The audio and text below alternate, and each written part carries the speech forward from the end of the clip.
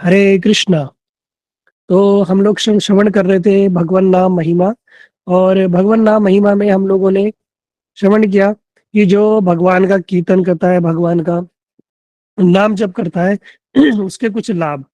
तो ये लाभ कहने का अर्थ ये है कि ऐसा नहीं है कि यही लाभ है ना, और हमें इनके लिए प्रयासरत रहना चाहिए, ऐसा नहीं है। ये भगवान का नाम तो बहुत उच्च कोटि का है और ये बहुत बहुमूल्य वस्तु हमें प्रदान कर सकता है, जिसके विषय में हम अंतिम में श्रवण करेंगे। ठीक है। ये भगवान का नाम हमें बहुत कुछ प्रदान कर सकता है, लेकिन अभी हम कुछ, एक होता है मुख्य, एक होता है गौण, है ना। मुख्य और गौण कौन बता सकता है? मुख्य गौण में क्या अंतर होता है? हैंड रेस करो। अरे भैया, हाँ जी, विकास गुप्ता जी हैंड रेस करो, उनका बताओ। हरे कृष्णा प्रिय दंड प्रणाम। बोलिए विकास जी। प्रिय प्रणाम। जी, मुख्य कारण जो जैसे कोई भी चीज है, जैसे उसका कोई मेन रीजन है, तो मुख्य कारण जैसे हम्म। भगवान धरती पे अवतरित हुए जैसे द्वापर में, तो जैसे राक्षसों को मारा वो तो एक उनका गौण कारण है, लेकिन वो भक्तों के लिए उनके आस्वादन, प्रेम आस्वादन के लिए वो मुख्य कारण है वो। बहुत बढ़िया, वेरी गुड, बहुत अच्छा। देखो विकास जी ने बड़ा सही और अच्छे से विद एग्जाम्पल बताया कि कोई चीज के दो कारण होते हैं, एक होता है मुख्य कारण, एक होता है गौण कारण, है ना। जैसे भगवान इस संसार में आते हैं यदा यदा ही धर्मस्य, है ना। भगवान आए इस संसार में धर्म की स्थापना करने के लिए। तो क्या राक्षसों को वध करना धर्म किस ये इसी के लिए आते हैं? नहीं भैया, ये गौण है ना, ये गौण है। मुख्य काम क्या है? मुख्य कार्य क्या है? भगवान भक्तों के वशीभूत है, अहम भक्त पराधीन। भगवान भक्तों के अधीन है, भक्तों से बड़ा प्रेम करते हैं। तो भक्तों की रक्षा करने के लिए, भक्तों को रसा आस्वादन कराने के लिए, भक्तों के साथ प्रेम का आदान प्रदान करने के लिए भगवान आते हैं, है ना। और साइड बाय साइड कुछ हो जाए तो बात अलग है। जैसे माता जी लोग कोई मार्केट जाए कि चलो भैया सब्जी मंडी चल रहे हैं, आज बाजार लगा है, संडे बाजार, सोम बाजार, मंगल बाजार, कुछ ना कुछ बाजार लगता होगा आपके यहाँ, है ना। तो आप डिसाइड करके जाते हो कि भैया घर में मूल मूल चीज आलू खत्म है, मिर्ची खत्म है, टमाटर खत्म है। लेकिन जब आप गए तो पता चला भैया वहां जाके कोई नई सब्जी दिख गई, है ना। अब पता चला भैया आजकल ताजी ताजी वो आ रही है, फूल गोभी आ रही है, ब्रोकली आ रही है, तो आपने ले ली। तो मुख्य प्रयोजन क्या था आपका? लेने वो सब्जी लेना। लेकिन आते समय देखा आपने भैया मूंगफली भी मिल रही है, गज्जक भी मिल रही है, बढ़िया बढ़िया, गरम गरम, वो भी ले ली। आप उस उद्देश्य से नहीं गए थे, लेकिन आपने क्या किया, एक बारी में दो काम कर दिए। या मार्केट गए, आपको वहां बढ़िया सुंदर ब्लैंकेट दिख गए, और आपकी प्लानिंग थी मैं ब्लैंकेट लेने कभी जाऊंगा या जाऊंगी, लेकिन आपने देखा मार्केट में ब्लैंकेट भी मिल रही है, आपने वो भी ले ली। एक साधारण भाषा में, ठीक है, साधारण शब्दों में, मूल कार्य क्या था? आप सब्जी लेने गए, लेकिन उसके बिहाफ पे, उसको करते करते और आपने कुछ और कार्य कर दी, वो सब क्या है?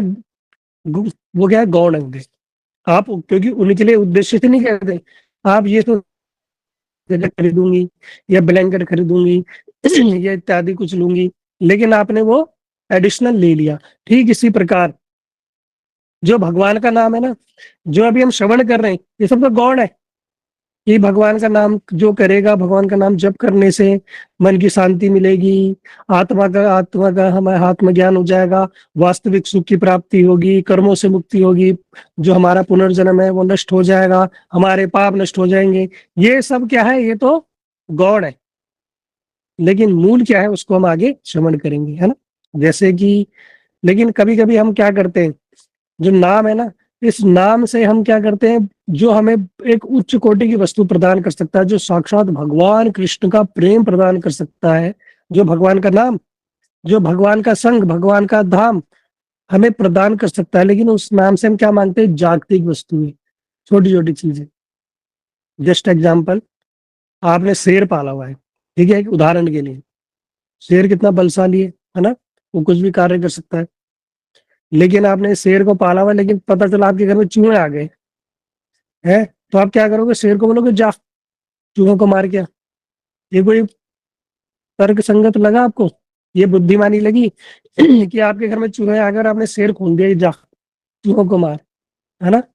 ये तो एक जस्ट एग्जाम्पल दे रहा हूँ, लेकिन भगवान के नाम की तो महिमा इससे भी कहीं ऊंची अधिक है। ठीक इसी प्रकार बहुत बड़े कार्य के लिए हमें छोटी छोटी चीजें करने की आवश्यकता नहीं है ना। जैसे कि एक माता जी थी, उन्होंने भगवान की उपासना, उनसे भोलेनाथ जी प्रसन्न हो गए, बड़ी भोली थी और भगवान भी बड़े भोले। भोलेनाथ जी प्रसन्न हो गए। भोलेनाथ जी ने प्रसन्न होकर पूछा, बता क्या चाहिए तुझे, है ना। तो क्या मांगा उसने, कह रही कि मेरे गैया ने कई दिन से भूसा नहीं खाया, तो उसके लिए भूसे की व्यवस्था कर दो। भोलेनाथ जी ने कहा, तेरी भूसा भरा पड़ा है। अरे स्वयं है, कौन स्वयं भोलेनाथ जी वहां उपस्थित है, क्या वस्तु नहीं दे सकते हो, लेकिन क्या मांग रही है, मेरी गैया ने भूसा नहीं खाया, उसके भूसे की व्यवस्था कर दो। तो ऐसे कि क्या दिमाग में भूसा ही भरा हुआ है। ठीक इसी प्रकार ये भगवान का नाम हमें क्या क्या वस्तु प्रदान कर सकता है, फिर हम सोचेंगे ऐसा हो जाए, घर बन जाए, नौकरी लग जाए, बीमारी ठीक हो जाए, वो हमें मिल जाए, हमारा काम बन जाए, पैसा रुका निकल जाए, शांति, ये भैया ये सब क्या है, छोटी छोटी चीजें हैं। लेकिन भगवान का नाम तो भैया उच्च कोटि की वस्तुओं में प्रदान कर सकता है। जब मुख्य चीज होगी ना, तो गौण चीज अपने आप ही हो जाएगी, उसके लिए कोई पृथक प्रयास करने की आवश्यकता नहीं है। हमने जो बार बार एग्जाम्पल देता हूँ ना आपको कथा का, एक राजा ने बोला था कि जो जिस वस्तु को छुएगा वो वस्तु उसकी। दुनिया की जगत लोगों ने तो, किसी ने महल छुआ, किसी ने वस्त्र छुए, किसी ने हार छुआ, लेकिन एक लड़के ने, छोटे से बच्चे ने राजा को ही छू लिया। तो राजा से पूछा, राजा क्या हंसते हैं आप मेरे, राजा ने कहा, अब एक बात बताओ, बुद्धिमानी किसने की, और लोगों को क्या मिला, किसी को हार मिला, किसी को श्रृंगार मिला, किसी को वस्त्र मिले, किसी को धन मिला, लेकिन बच्चे को क्या मिल गया, स्वयं राजा ही मिल गया। हम राजा मिल गया मतलब सारा राजपाट उसे मिल गया, है ना, उसको अलग से लेने की जरूरत पड़ी नहीं। ठीक इसी प्रकार जब हम भगवान के नाम से भगवान को ही मांग लेंगे ना, तो जगत की जो छोटी छोटी तुच्छ वस्तु है ना, उसके लिए अलग से कोई प्रयास करने की आवश्यकता नहीं है, वो तो स्वतः ही प्राप्त हो जाएगी। ठीक है, तो इसी श्रृंखला में हम आगे बढ़ते हुए हम लोगों ने श्रवण किया कि भगवान की जो नाम करने से हमें कुछ, जैसे कि मन की शांति प्राप्त होगी। हर कोई चाहता है मन हमारा शांत रहे, तो किस प्रकार मन की शांति रहेगी वो हमने पूर्व में सुना। फिर हम लोगों ने सुना आत्मा का ज्ञान होगा, क्योंकि यह जब तक आत्मज्ञान नहीं होगा तब तक हमारा क्या होगा, ये नाम अपराधी होगा, इसलिए आत्मज्ञान होना अति आवश्यक है। तीसरा, हमने लोगों सुना सच्चे सुख की प्राप्ति, ये जो वास्तविक सुख है ना, जीवन में सुख है, वो कैसे मिलेगा, उसकी विधि भी हम लोगों ने सुनी, सीखी, ये हमारे जीवन में सुख कैसे आएगा। चौथा हम लोग श्रवण कर रहे थे, कौन बताएगा चौथा पॉइंट क्या था, जल्दी जल्दी बताओ हैंड रेज करके, कौन बताएगा चौथा पॉइंट।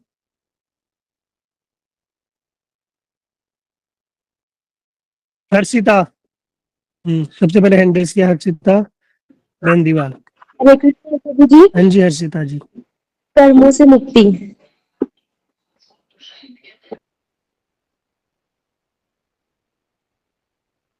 हाँ बहुत सुंदर, वेरी गुड। तो हमारा फोर्थ पॉइंट था कर्मों से मुक्ति, है ना। अब कर्म से हम लोगों ने कुछ थोड़ा सा आगे उस दिन श्रवण किया था, उसको आज थोड़ा और अच्छे से एक्सप्लेन करके हम सुनेंगे। कर्मों से मुक्ति, ये कर्म क्या है ना। जो भी हम इस मनुष्य देह में जो भी हम कार्य कर रहे हैं वो सारे के सारे कर्म है। कुछ शास्त्रों के विरुद्ध होते हैं और कुछ शास्त्रों के अनुगत्य होते हैं। ठीक है, जो शास्त्रों के विरुद्ध है वो हमें पाप की ओर ले जाते हैं और हमें नरकों की ओर धकेलते हैं। पर जो शास्त्रों के में जो वर्णित है, उन कर्मों को करने से क्या होता है, हमारे पुण्य होते हैं, है ना। लेकिन इन दोनों से भी हटके एक चीज है, इन दोनों से हटके भी एक चीज है, वही चीज हम आपको बता रहे हैं। बस जगत में बस आप सुनोगे, इतना ही सुनोगे, कर्म करो कर्म करो, कर्म ही पूजा है, ये वो है, अच्छे कर्म करो मनुष्य। अरे भैया अच्छे कर्म करने से क्या लाभ हो जाएगा, ठीक है, हम ये नहीं कह रहे कि गलत कर्म करो, पर अच्छे कर्म सत्कर्म करने, पुण्य कर्म करने से कोई लाभ नहीं है। आप बोलोगे प्रभु जी आप कैसी बात बता रहे हो, हमें कैसा ज्ञान दे रहे हो कि पुण्य करने से कोई लाभ नहीं। लाभ क्या होगा बताओ। ये सारा संसार कर्मों के अनुसार चलता है, जो हमें मनुष्य देह मिला है ये कर्मों के अनुसार मिला है। ऐसा मत समझना कि भगवान की आपसे दुश्मनी थी, ये आपको गरीब घर में पैदा कर दिया, ये आपको अपंग बना दिया, ये आपको काला बना दिया, ये आपके जीवन में दुख आ रहे, ये आपको गरीब पत्नी से या गरीब पत्नी से शादी हो गई, ये आपके बच्चे आपके बात नहीं सुनते, ये भगवान ने ऐसे कोई किसी प्रकार का कोई दुश्मनी निकाल रहे, नहीं, ये सब आपको आपके कर्मों से मिला है। इसमें भगवान का एक रत्ती मात्र भी कोई लेना देना नहीं है। जो भी हमें प्राप्त हुआ है ये सब हमने खुद बोया है, वही हम पा रहे हैं। ठीक है, इसलिए जो भगवान पे दोषारोपण करते ना, भगवान ने मेरे साथ ऐसा कर दिया, मुझे ये नहीं दिया, हे प्रभु, हे भगवान ऐसा कैसा है, भगवान कितना निर्दयी है। अरे भैया, भगवान कोई निर्दयी नहीं है, तुम अज्ञानतावश जो काम कर रहे हो उसकी वजह से तुम्हें ये सब प्राप्त हो रहा है। इसे फुल स्टॉप लगाओ, खत्म करो अब ये सब, ये कर्मों की गति को खत्म करो, नहीं तो आज जीवन पता नहीं कितने जन्मों ऐसे ही करते भटकते रहोगे, भटकते रहोगे, भटकते रहोगे, और क्या क्या सहना पड़ेगा भैया। है, कर्मों की गति है सब। तो कर्मों को हमें स्टॉप करना है, ये कर्मों से मुक्ति प्राप्त करनी है हमें। इसलिए ना हमें पाप करने ना पुण्य करने। अब कहेंगे प्रभु जी पाप तो चलो अच्छी बात है, नहीं करना, पुण्य क्यों नहीं करने? पुण्य, पाप और पुण्य की गति दोनों ही समान है। कुछ समय के लिए हम या तो ऊपर के लोक में जाएंगे या निम्न लोक में जाएंगे, फिर दोबारा क्षीणे पुण्य मृत्यु लोक विशंति, दोबारा इस संसार में आना पड़ेगा कष्ट भोग करने के लिए। तो कोई लाभ होने वाला नहीं है, कोई लाभ नहीं है।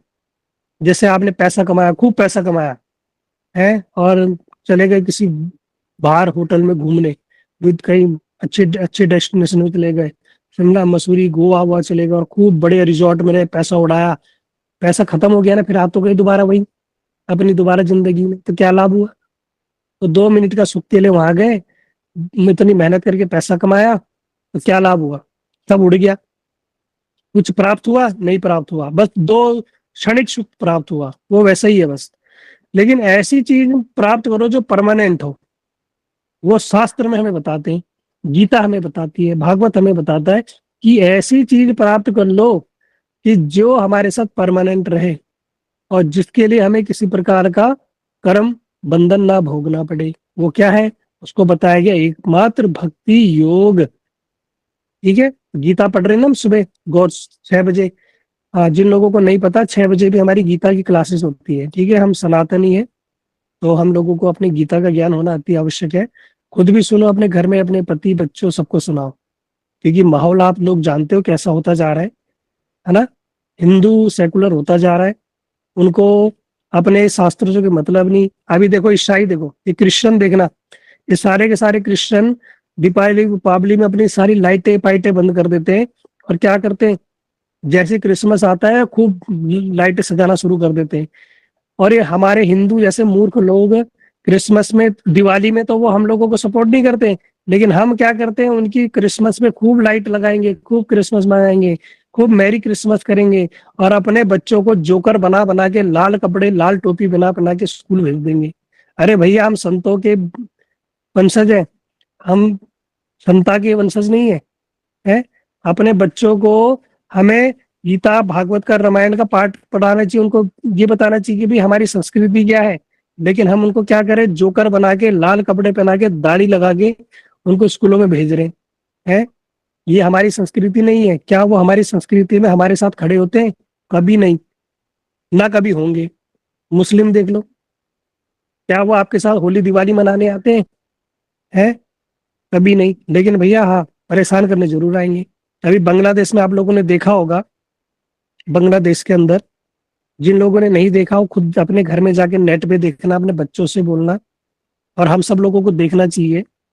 वीडियो बड़ी खतरनाक है, दिल खराब हो सकता है, मन खराब हो सकता है, लेकिन देखो, एक लड़के को बांग्लादेश में कैसे उसे पकड़ के इतना मारा मारा, उसे मार दिया, और जिसने जो लात घूसे डंडे जो जितना हो सके, हजारों की भीड़ ने उसको मारा, उसको नंगा करके पेड़ में टांग के, उसके ऊपर केरोसिन छिड़क के और घास फूस लगा के, लकड़ियां ला के जिंदा जला दिया अधमरा अवस्था में।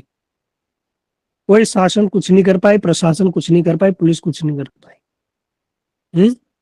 और वो सारी उनके अंदर क्या थी, एकता थी। क्या उसने क्या किया, बस थोड़ा सा कमेंट कर दिया था उनके धर्म के ऊपर। लेकिन हमारे धर्म का तो मजाक बनता रहता है। हमारे धर्म का तो पी के मूवी में क्या आमिर खान ने क्या मजाक बनाया, किसी ने कुछ कर दिया उसका, उसको उल्टा टांग दिया। लेकिन हाँ, पैसा दे के खर्च करने मूवी देखने जरूर गए हैं, और क्या किया, अपना ही मजाक बनवाया हम लोगों ने, और उल्टा कहते हैं अरे सब बेकार है, भगवान भगवान। वो तो भैया हमारे देवी देवताओं का, हमारे शास्त्रों का मजाक उड़ा रहे हैं, और हम उड़ाने के लिए उनको पैसा दे रहे हैं, हम खुद पैसा दे रहे हैं उनको, है। और अब स्थिति ऐसे आने वाली है जो भविष्य पुराण कहता है, भविष्य पुराण कहता है, आप लोग ध्यान से सुनना, उसके अंदर जो भी बातें बताई जाती हैं वो एक सत्य होती है। अब ऐसा समय आने वाला है, ठीक है, और भविष्य पुराण में बताया गया कि आने वाले समय में ये जो खलीफा है इनका राज रहेगा। खलीफा मतलब ये मुस्लिम लोग, इनका राज रहेगा। ये जो अभी धीरे धीरे करते आ रहे हैं ना, ये धीरे धीरे आप लोगों के घर तक पहुंच जाएंगे, आपके घर के अंदर घुस के मारकाट करेंगे, आपकी माँ बेटी बहन के साथ ये गलत व्यवहार करेंगे, और आप कुछ नहीं कर पाओगे। ये बताया गया है, क्योंकि हिंदू इतना दोगुला हो चुका है, उसको अपने साथ संस्कृति से कोई मतलब नहीं। हमारे बच्चे ऐसे हैं कि अभी जो पीढ़ी आ गई है वो क्रिसमस मनाने, न्यू ईयर मनाने जाएगी, है, लेकिन क्या उनके लोग, क्या हमारी संस्कृति को मनाने आते? नहीं। हम मूर्ख अपना ही देवी देवता को मजाक बनाते हैं, वो कर रहे हैं। और जो सपोर्टिव है उनको ही हम क्या करते, सपोर्ट नहीं करते, और उनके जो लोग हैं उनको हम फुल सपोर्ट करते हैं।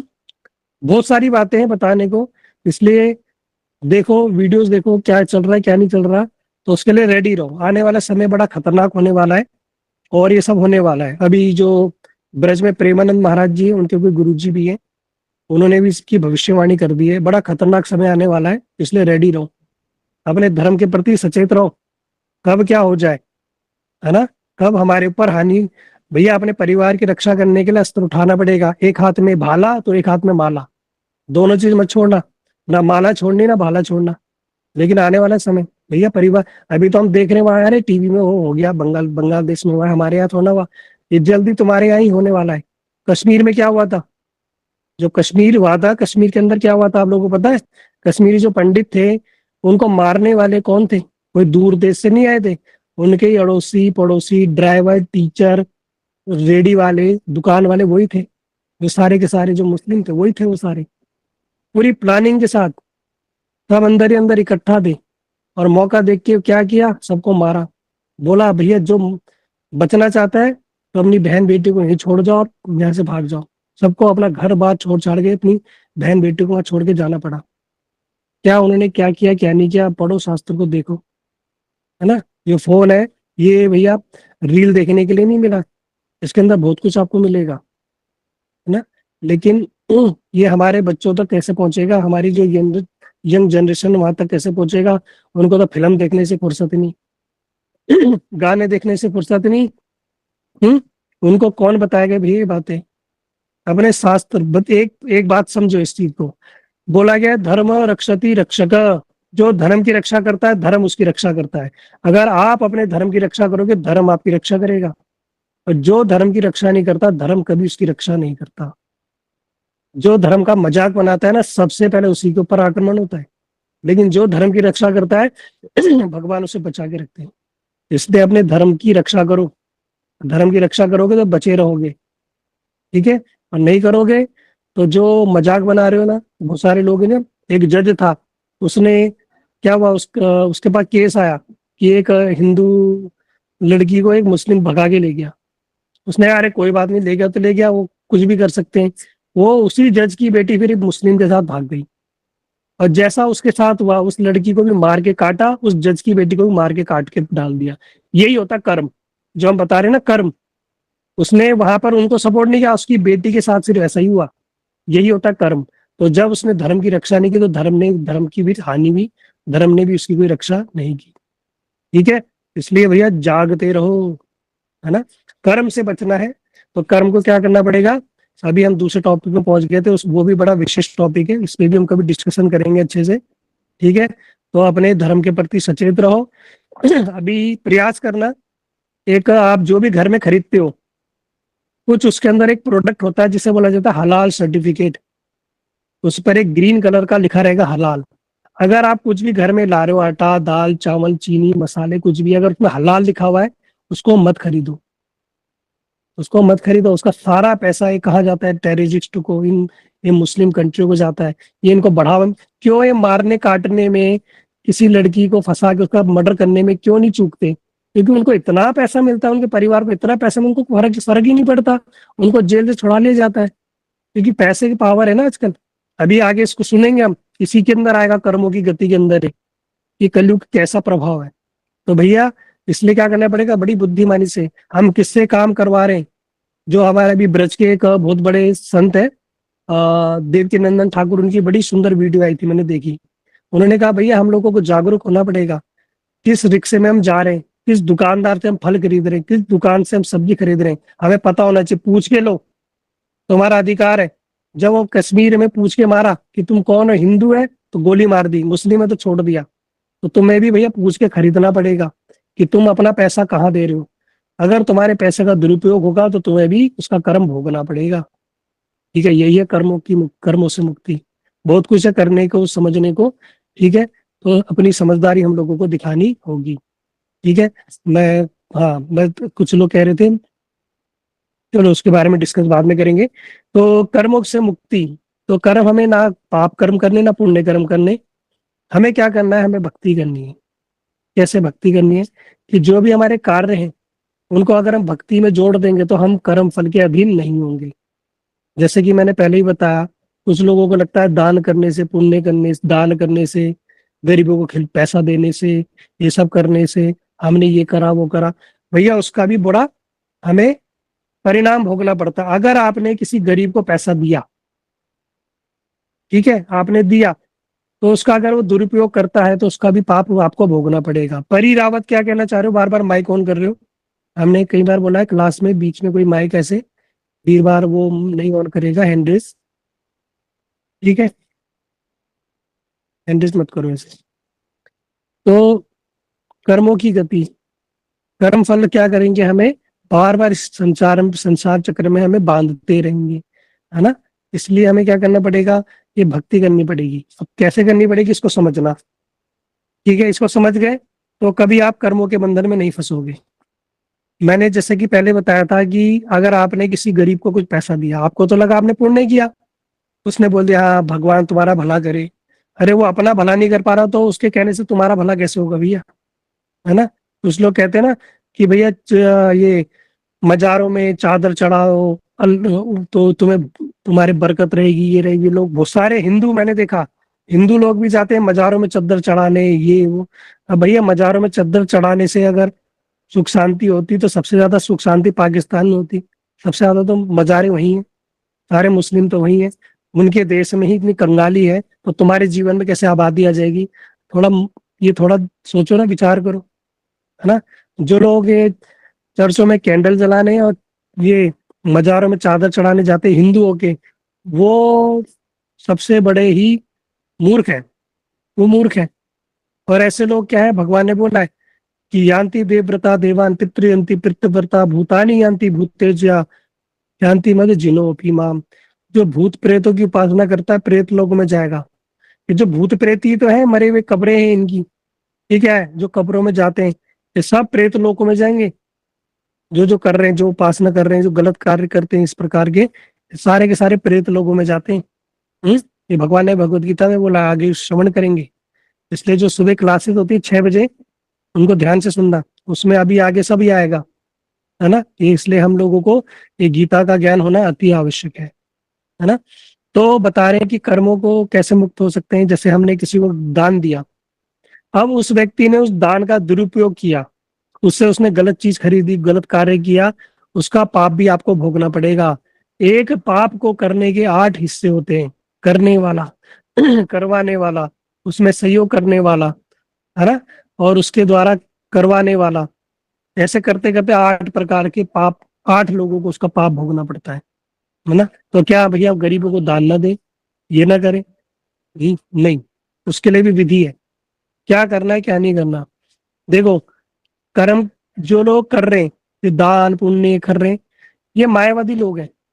इनको पुण्य से मतलब है, उनके पास बेइंतहा धन है ना। और वो सुख शांति के लिए इत्यादि के लिए ये करते हैं कि हम भैया थोड़ा दान कर देंगे, कर देंगे, नहीं।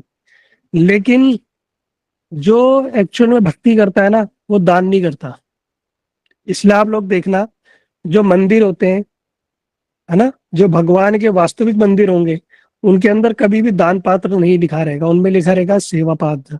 जैसा कि इसका बेस्ट एग्जांपल आपको मिल जाएगा, सारे के सारे जो इस्कॉन टेम्पल है, गौड़ी मठ है, जो 4 संप्रदाय है इनके अंदर किसी के अंदर भी नहीं लिखा रहेगा दान पात्र, लिखा होगा सेवा पात्र, क्योंकि हम सेवा कर रहे हैं, हम दान नहीं कर रहे। हम इतने बड़े नहीं हो गए कि भगवान को दान करेंगे, है? अरे भगवान तो खुद हमें देता है, हम भगवान को क्या देंगे, है ना? इसलिए हम भगवान को दान नहीं देते, हम भगवान की सेवा कर सकते हैं, सेवा देते हैं। इसलिए आप देखना वहां लिखा रहता है सेवा पात्र।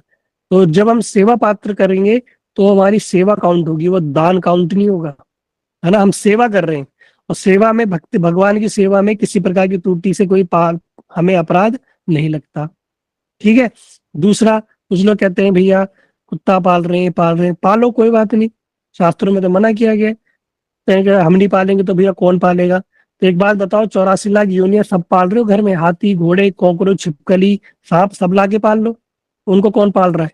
अरे भैया पालने वाले भगवान है, जिस भगवान ने चोंच दिए अन्न भी वही देता है उनको। अगर ये हमारी गलतफहमी है कि हम नहीं पालेंगे तो कौन पालेगा, अरे भैया लाखों करोड़ों गली के कुत्ते घूम रहे, खा रहे, पी रहे, वो भी तो पल रहे हैं। इसलिए भैया हम, ये हमारी बहुत गलतफहमी है कि हम नहीं पालेंगे तो कौन पालेगा। ये हमने किसी का दायित्व नहीं लिया, भगवान ही सबका पालन पोषण करते हैं। इसको भी मैं आगे एक्सप्लेन करूंगा कैसे भगवान पालन पोषण करते हैं। एक बार भगवान के ऊपर रुक्मणी जी ने शंका करी कि मैंने सुना है कि भगवान सबका पालन पोषण करते हैं। तो रुक्मणी जी ने कहा, मुझे अच्छे से स्मरण नहीं आ रही, तो रुक्मणी जी ने भगवान की परीक्षा लेने के लिए क्या किया, एक चींटी को उठाया और अपनी सिंदूर दानी के डब्बे के अंदर छुपा दिया कि देखते इसको भगवान कैसे खिलाते हैं। भगवान रात्रि को आए, कहते जल्दी रुक्मणी जी को जल्दी जल्दी भोजन लगाओ, मुझे भूख लगी है। रुक्मणी जी ने कहा कि तुमने संसार का पोषण कर दिया, सबको भोजन दे दिया? भगवान कह रहे हाँ दे दिया। रुक्मणी जी ने कहा पक्का सबको दे दिया? कहते हाँ सबको दे दिया। फिर दोबारा रुक्मणी जी ने पूछा, अरे प्रभु आपने सबको खिला दिया क्या, आप फ्री हो गए सबको खिला के? भगवान ने कहा सबको खिला दिया, और उसको भी खिला दिया जिसको तूने सिंदूर की डब्बी के अंदर रखा था। ये सुन के तो रुक्मणी चकरा गई। जब सिंदूर की डिब्बी खोली तो पहले जमाने में होता क्या था, तो सिंदूर लगाते थे तो चावल चावल जो होता था शुभ माना जाता था, तो टीके के साथ चावल लगाया जाता था अन्न, तो वो चावल का दाना उसके अंदर था और वो चींटी बैठ के बढ़िया से खा रही थी, है ना? तो भगवान भैया हर किसी का, जिसको मुंह दिया है उसको पेट दिया है, भगवान उसको अन्न भी प्रदान करते हैं, हम किसी को देने वाले नहीं है। ठीक है, गलतफहमी निकाल दो कि हमने खिलाया, हमने भंडारा किया, हमने दिया, भैया तुम कुछ करने वाले नहीं हो, तुम निमित्त मात्र हो। इतना अहंकार मत पालना कोई, ये जो जगत के लोग पाल लेते हैं ना, भंडारा करा दिए, तुम भैया किसी की, हम में से किसी की इतनी औकात नहीं है कि हम खिलाएं किसी को। वो पालन पोषण करने वाले ऊपर बैठे चक्रधारी है, वही क्या कर रहे हैं, सबका पालन पोषण कर रहे हैं। एक सेकंड में वो दे सकते हैं और एक सेकंड में ही, क्षण भर में ही छीन सकते हैं, वो इतने पावरफुल है? संसार के वो मूल मालिक है, और हम अहंकार लेके बैठ जाएंगे, हमने करा, ये करा, वो करा, हम कुछ नहीं करते। हम क्या कर सकते हैं, अपनी भावना ऐड कर सकते हैं बस। कैसे कर सकते हैं? अगर हम कभी भी, हमें कुछ करवाना है, अगर किसी को भंडारा इत्यादि कराना है, तो डायरेक्ट भंडारा नहीं कराना चाहिए। क्या करना चाहिए, जो भंडारे में बन रहा है उस भंडारे को सर्वप्रथम हमें क्या करना चाहिए, भगवान को भोग लगाना चाहिए। भोग लगाने से क्या होता है, जब हम उसको भोग लगाएंगे, प्रसादे सर्व दुखा नाम हानि रस उपजाए थे, है? उस प्रसाद में जितने प्रकार के जो है पाप ताप, उस सारे के सारे नष्ट हो जाते हैं जब उसको भगवान को, उसको हम ऑफर करते हैं। उस ऑफर प्रसाद को जब हम प्रसाद में मिला देते हैं, जो अन्य जो प्रसाद में मिला देते हैं, तब हो गया प्रसाद। और जो व्यक्ति प्रसाद पाता है ना, वो क्या होता है, उसका उद्धार होता है, उसका कल्याण होता है। वो फिर आपको किसी प्रकार का दोष नहीं लगेगा, वो आपको उसका फल मिलेगा। वो भक्ति हो गई, और भक्ति नष्ट नहीं होती है, भक्ति नष्ट नहीं होती, ये होती है भक्ति। फिर आपने क्या किया, उसको प्रसाद को वितरण कर दिया, सब जीवों को कल्याण करा है। प्रसाद की तो इतनी महिमा, इतनी महिमा, कभी अलग से एक क्लास हमने ली है, उसको यूट्यूब में जो लिंक भेजते उसमें सुनना, प्रसाद की महिमा क्या, प्रसाद की क्या महिमा है, प्रसाद पाने की और खिलाने की क्या महिमा है। इसलिए क्या करो, अगर देना है तो प्रसाद दो, डायरेक्ट धन किसी को देने की ऐसी अवस्था नहीं। हाँ, धन किसको देना चाहिए, जो साधु संत लोग जो भगवान की सेवा में नियुक्त हैं, जो भगवान की सेवा कर रहे हैं, उनको धन दोगे तो वो अगर सेवा में लगा रहे हैं, है ना, तो आपका क्या होगा, कल्याण होगा, है ना। इसलिए भक्ति संबंधी जगत में अगर धन देना तो वो दो, गरीब भिखारी रोड वोड इन सबको कुछ भी नहीं देना चाहिए भैया, इनको नहीं है। वो जाके वो नशा ही करेंगे। नशा करके जो काम करेंगे, कांड करेंगे, उसका फल आपको बैठे बिठाए भोगना पड़ेगा। पूर्व में हमने सुना ना, एक आदमी ने एक नाविक को पैसा दे दिया 10 रुपया, उसने क्या खरीदा, उससे मछली पकड़ने का कांटा खरीदा। सारा जीवन जब तक वो मछलियां पकड़ता रहेगा उस कांटे से, उतने जीवन तक उसे नरक भोग करना पड़ेगा। किसको? नाविक को भी, और जिसने उसको पैसा दिया उसको भी। ये धर्मराज जी का न्याय है भैया, है ना, तुम्हारे द्वारा ही उसको प्राप्त हुआ और तभी उसने लिया। इसलिए सोच समझ विचार करके भैया करना चाहिए, क्या करना है क्या नहीं करना, ये हम लोगों को सोच समझ के करना चाहिए। इसमें बहुत सारी चीजें होती है, आगे हम श्रवण करेंगे। कोई आए तो वस्त्र दो, दे दो, वाह वस्त्र वस्त्र दो, किसी को भोजन खिला दो, हाँ कराओ, प्रसाद रूप में कराओ, है ना, ये सब करना चाहिए। मंदिरों का निर्माण हो रहा है तो मंदिरों के निर्माण में दे सकते हैं। अगर मंदिर में कुछ देना है तो वस्तु खरीद के दे दो, आटा दाल चावल खरीद के दे दो। अगर धन नहीं देना तो ऐसा दे दो कि जो भगवान की सेवा में नियुक्त हो, भगवान की कोई डायरेक्ट सेवा, भगवान के लिए फल इत्यादि दो, फूलों की सेवा दो, है ना, ग्रंथ वितरण, ये सब क्या है भक्ति के अंदर, ये सब करो। हम सोचेंगे पुण्य, भैया पुण्य उण्य कुछ नहीं होगा। पुण्य से क्या होगा, ज्यादा आपको जाओगे ऊपर के लोक में, कुछ समय भोगोगे, फिर वापस से संसार में लात मार के भेज दे जाओगे। पुण्य खत्म, काम खत्म। ऐसा नहीं कि वही इंद्र के बगल में जाके बैठ जाओगे, हाँ भाई बहुत पुण्य किया भैया, तू तो बहुत पुण्य आत्मा था, आ जाए यहीं रहे स्वर्ग में। नहीं भैया, जब तक है रहेगा, फिर वहीं से लात पड़ेगी, यहीं आ जाओगे। क्या फायदा रहा फिर, है ना। ये पैसा कमाया तुमने, विदेश गए, खर्च करके आ गए, तो क्या तुम्हें विदेश में होटल में बढ़िया फैसिलिटी लाइफ टाइम देंगे? कहेंगे नहीं भैया, जब तक पैसा है, जब तक है पैसे, तब तक आप कैसे, पैसा कौन आप कौन, है ना। ठीक इसी प्रकार कर्म है, तो पुण्य यही है, जब तक है तो रखेंगे, नहीं खत्म तो लात मार के भेज देंगे, तो कोई लाभ होने वाला नहीं है। इसलिए क्या करो, भक्ति अर्जित करो।